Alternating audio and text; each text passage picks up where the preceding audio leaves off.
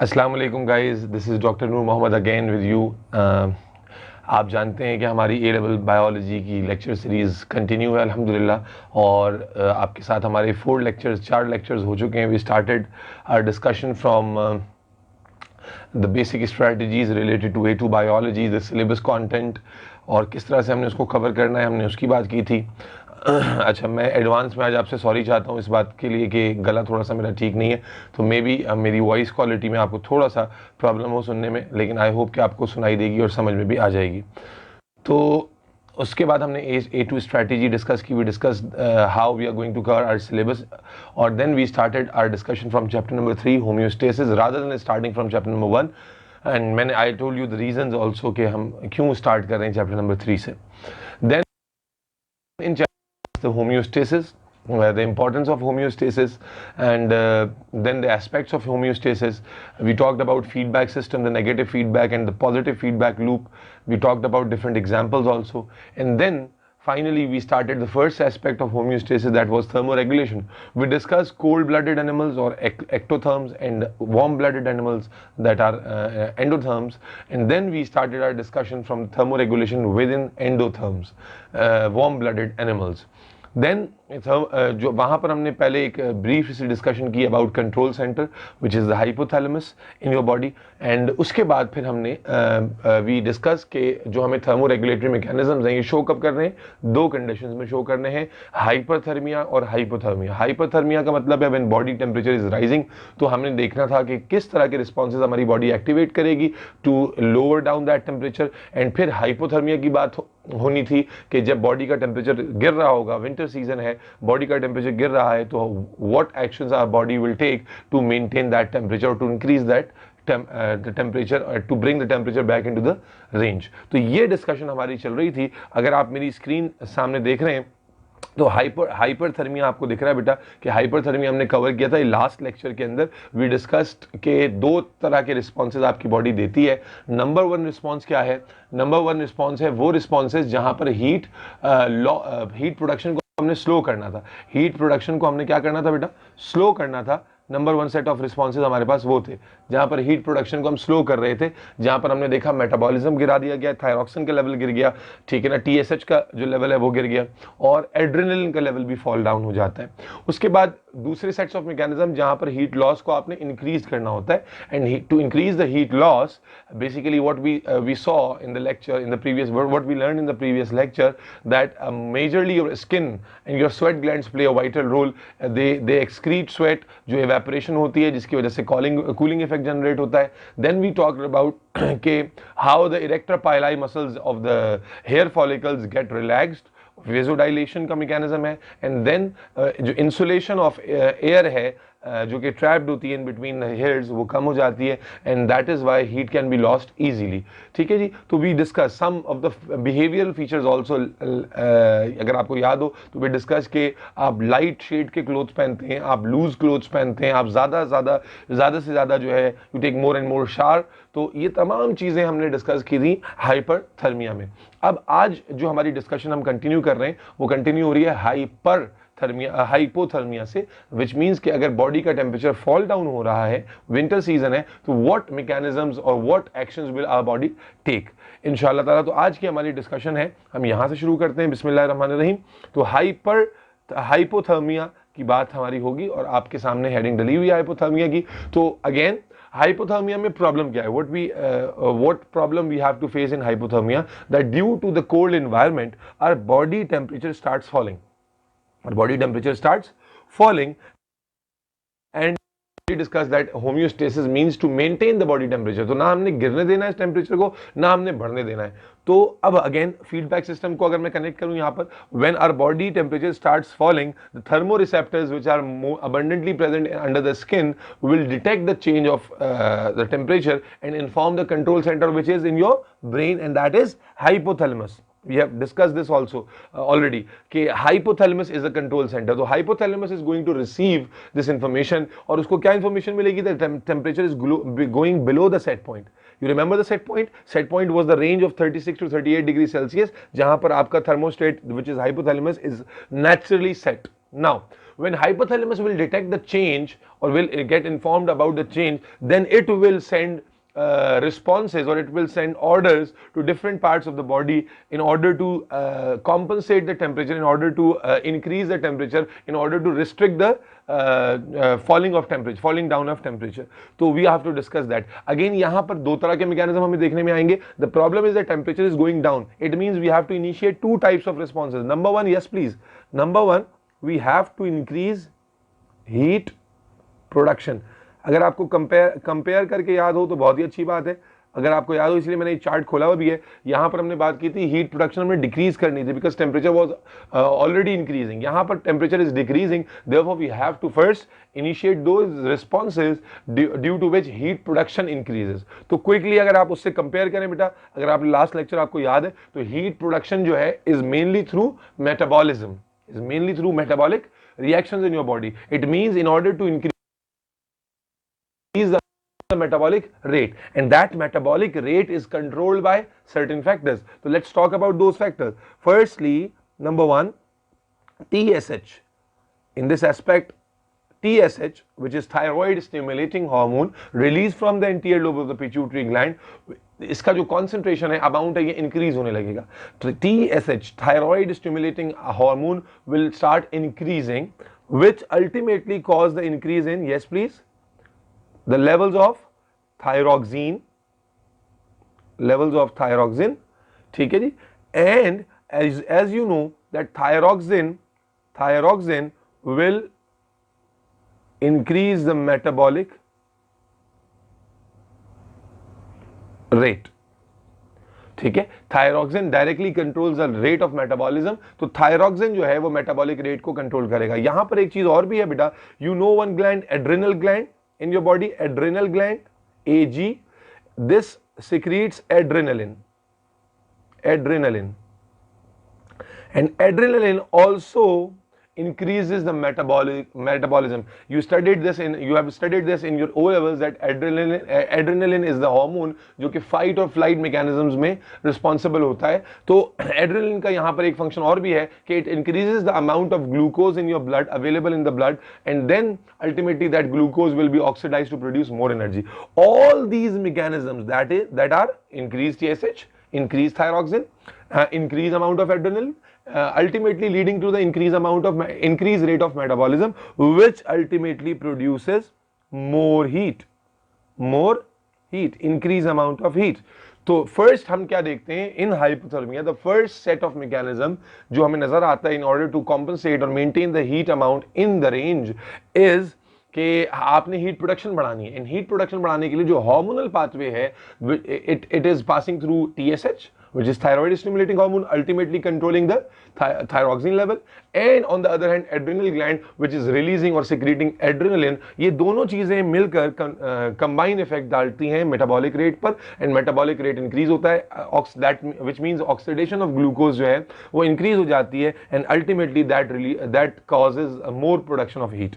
तो I hope कि आपको यहाँ तक बात clear हो गई होगी. अच्छा, उसके बाद सर्दियों में एक मैकेनिज्म और भी हो रहा है आपकी बॉडी में जिसका हमारे पास रिवर्स गर्मियों में नहीं होता, एंड वो मैकेनिज्म भी हीट प्रोडक्शन के लिए रिस्पॉन्सिबल होता है. अगर आप मेरी बात को कैच कर पा रहे हैं तो you can recall this in your brain. Common sense है, सबने एक्सपीरियंस किया इस फीलिंग को. सर्दियों में एक चीज क्या होती है जो कि गर्मियों में जिसका ऑपोजिट नहीं होता, that is, yes please, yes you are right, shivering. This is shivering. Shivering का जो मैकेनिज्म है जिसको आप उर्दू में कपकपी लगना कहते हैं, शिवरिंग का जो मैकेनिज्म है, this is also a process that occurs in winter season और when the body temperature is going down, and this mechanism is responsible to generate heat as well. How this mechanism generate heat?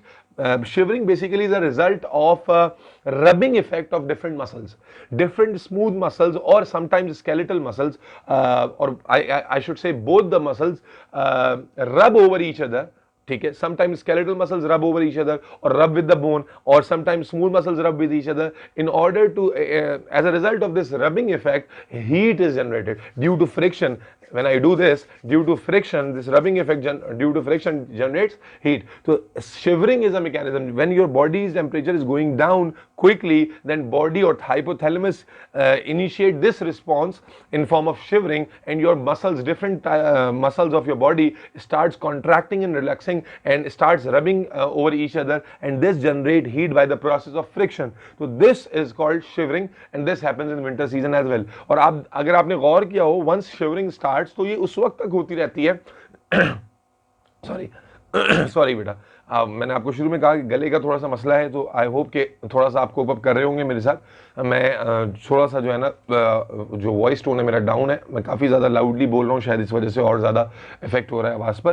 तो let's get back to the shivering. तो shivering में हम क्या कह रहे हैं कि वंस शिवरिंग स्टार्ट्स, एक बार शिवरिंग स्टार्ट हो जाती है, then what we observe that उस वक्त तक जब तक बॉडी टेम्परेचर एक क्रिटिकल वैल्यू से ऊपर ना चला जाए, शिवरिंग जो है आप कंट्रोल नहीं कर पाते. इट इज ऑटोनॉमिक, ठीक है. It can not be controlled by you, and shivering उस वक्त तक कंटिन्यू रहती है. And then when a certain body temperature और critical range is achieved, then shivering automatically get stopped. So these are two mechanisms in hypothermia or in winter season which are responsible to increase the amount of heat production.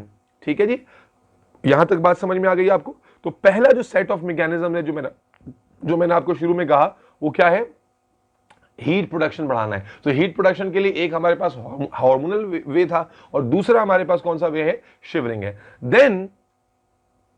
Then heat production बढ़ाने के लिए then जो next set of mechanisms हैं जो हमने hypothermia में करना है, वो क्या है कि हीट प्रोडक्शन तो हमने बढ़ा ली, we have to decrease heat losses as well. We have to decrease heat losses as well, क्योंकि आप टंकी में पानी डाल तो रहे हो, लेकिन नीचे से नल खोला हुआ है तो कोई फायदा नहीं है. तो we have to increase the heat production as well as decrease the heat loss so that heat can be retained by our body in order to maintain the temperature. तो अब सवाल ये कि हीट लॉसेस कैसे जो है आप decrease करेंगे. तो अगर आपको याद हो बेटा, गर्मियों में हमने हाइपरथर्मिया में क्या पढ़ा था? सबसे पहला मैकेनिज्म था हाइपरथर्मिया में वेजोडाइलेशन, जहां पर vessels were dilating so that more amount of blood can flow to the skin and heat can directly be lost from the skin. In the same way here we have the reverse mechanism, we call that, yes please, vasoconstriction. You remember it correctly, vasoconstriction. It means vasoconstriction का मतलब क्या है? Blood supply going beneath the skin, exposed skin, ये vessels इसकी क्या कर जाएंगी? Contract कर जाएंगी, so that less amount of blood flows in the exposed areas. इससे क्या होगा बेटा? इससे होगा ये कि ब्लड चूंकि हीट को कैरी करने में बड़ा इंपॉर्टेंट रोल प्ले करता है, तो when less blood is flowing, it means less heat will be exposed or less blood will be exposed to the environment, and therefore heat loss जो directly होता है through skin वो कम हो जाएगा. ठीक है जी. लेकिन बात समझ में आ गई आपको? वेसोकॉन्स्ट्रिक्शन से क्या होगा? एक चीज इससे सेकेंडरी भी क्रिएट होती है जो मैं हमेशा अपने बच्चों को बताता हूं. आपने नोटिस किया होगा बेटा, सर्दियों में आपकी स्किन गोरी गोरी हो जाती है, और गोरी गोरी होने के साथ साथ ड्राई भी हो जाती है. सर्दियों में अक्सर लोग डैमेज होना शुरू हो जाती है, फटना शुरू हो जाती है. सर्दियों में अक्सर लोगों की स्किन फटती नहीं फटती है. रीजन क्या है? अब जरा दिमाग लगाओ कि बेटा व्हेन वेसोकॉन्स्ट्रिक्शन अकर्स, तो not only the blood supply decreases, but blood और अपने साथ हीट तो सिर्फ कैरी नहीं कर रहा था, blood was also carrying nutritions, nutrients और तमाम चीजें, मिनरल्स वगैरह तमाम चीजें ब्लड कैरी कर रहा था. तो when the amount of blood की हेल्थ है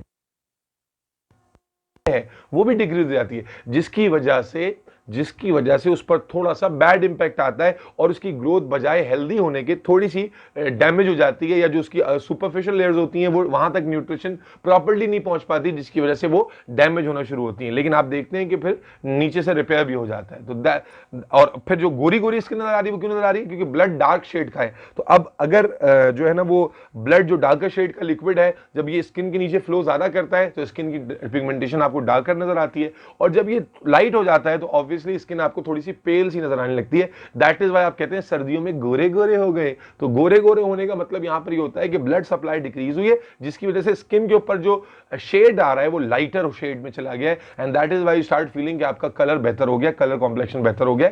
ये आपका धोखा है। बहरहाल ये मजाक की बात थी। तो वेसोकॉन्स्ट्रिक्शन जो है is the first thing that occurs in order to decrease the blood supply in under the skin, जो exposed parts हैं, जिसकी वजह से जो direct heat loss है वो reduce हो जाता है। Second चीज जो heat loss को prevent करती है वो है contraction। Yes please, contraction, ये reverse है, contraction of erector pili or pili muscles of hair follicles, of hair follicles. बेटा वी हैव डिस्कस दिस, मैंने आपको एक डायग्राम भी दिखाया था बेटा, अगर आपको याद हो कि सर्दियों में, लुक एट दिस डायग्राम।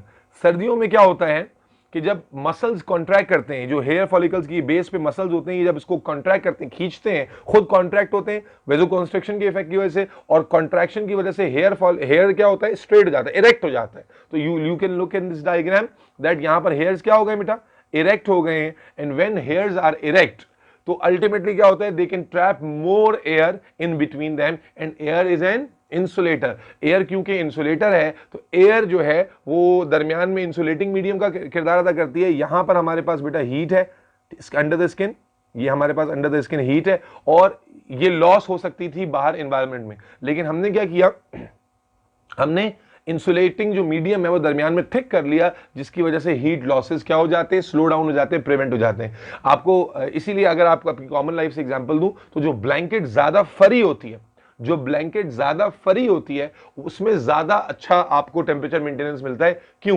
क्योंकि जितने ज्यादा उसमें फर होंगे, again the same ideology is here, कि वहां उतनी ज्यादा एयर जो है उसके फर्स में ट्रैप होगी, और उतना ज्यादा जो टेम्परेचर का एक्सचेंज है एनवायरमेंट के दरमियान, जो एक्सटर्नल एनवायरमेंट है और ब्लैंकेट के अंदर का जो एनवायरमेंट है, वो स्लो डाउन हो जाएगा, और उतना ही ज्यादा आपको वार्म फीलिंग आएंगी। ठीक है जी। तो ये एक मैकेनिज्म हम देखते हैं कि जनाब इरेक्शन ऑफ मसल्स का होता है, जिसकी वजह से that leads down to erection of hairs and more air is trapped. ये पूरा एक सवाल आता है और आपको आंसर एक्सप्लेन करना होता है। More air will be trapped बेटा, and more insulation will be there, and that this results in decrease amount of loss of heat और decrease loss of heat.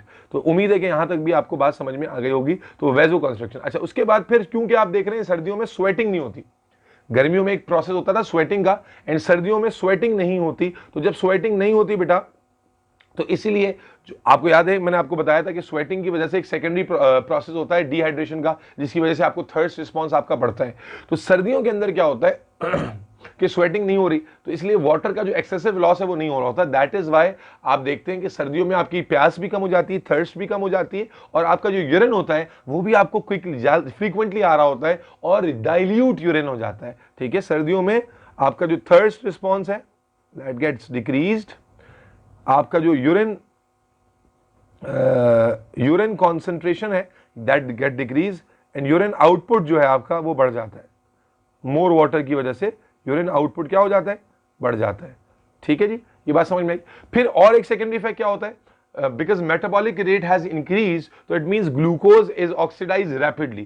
That is why when glucose will oxidize rapidly, तो आपका जो body में available glucose है जल्दी consume हो जाएगा, and that is why आपको जल्दी भूख लग जाएगी।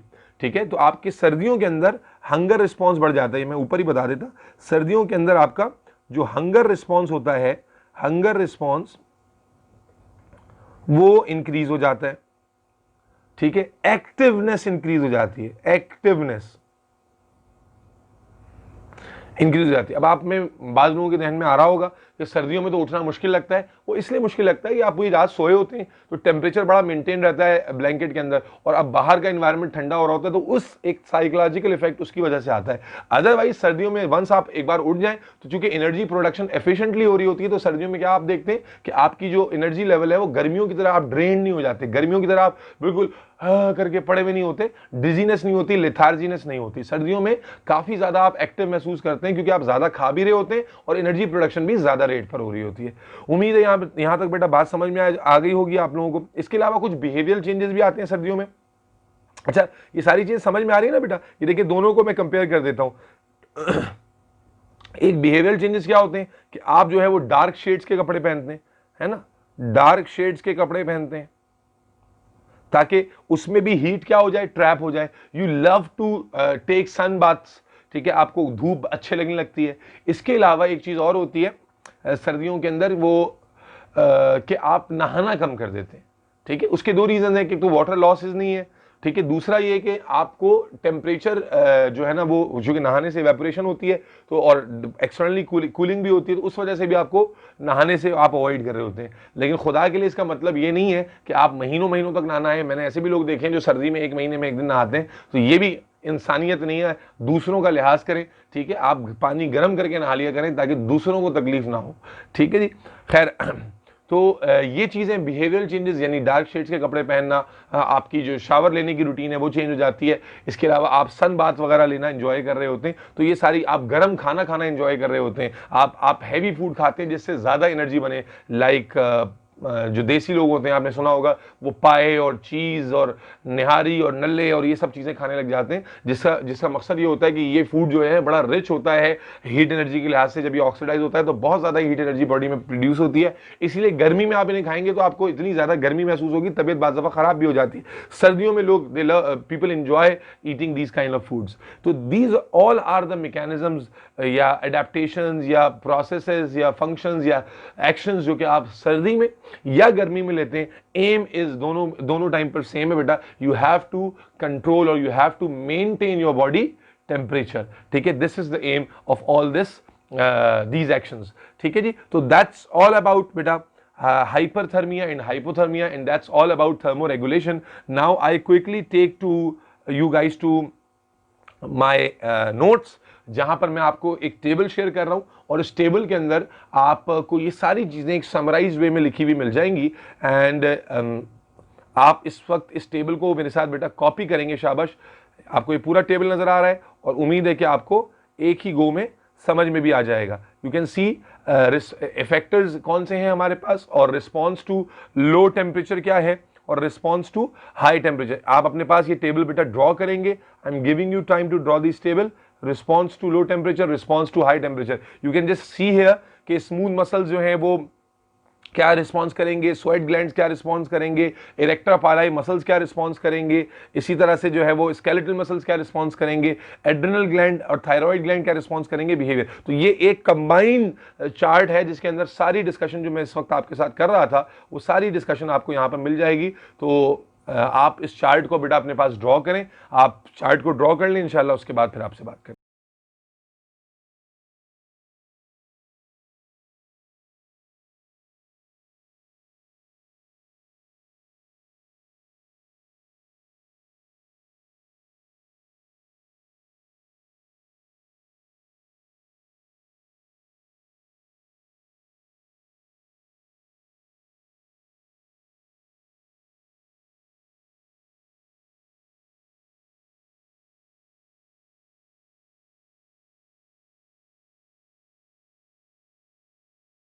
चार्ट बेटा क्विकली अपने पास ड्रॉ कीजिए, शाबाश।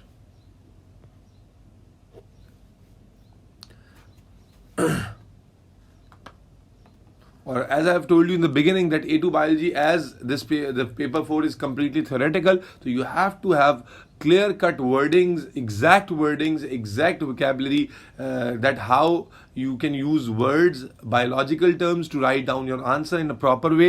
तो I urge you guys कि आप इन तमाम चीज़ों को अच्छे से रीड भी करें, लर्न भी करें, and whenever a question is asked by from you, तो ultimately I request कि आप इन्हीं terminologies को use करते हुए आंसर करें, rather than just writing down a blunt explanation.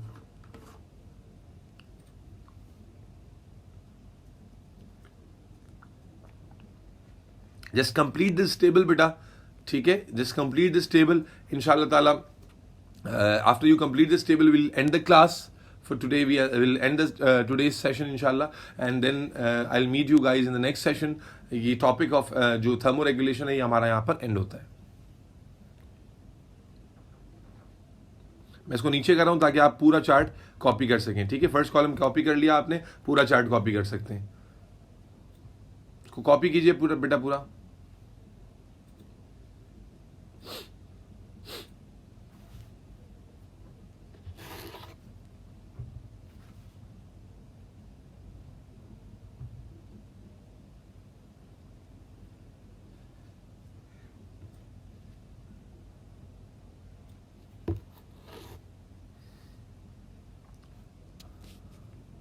नजर आ रहा है आप लोगों को? इसको ऐसे ही रहने दो।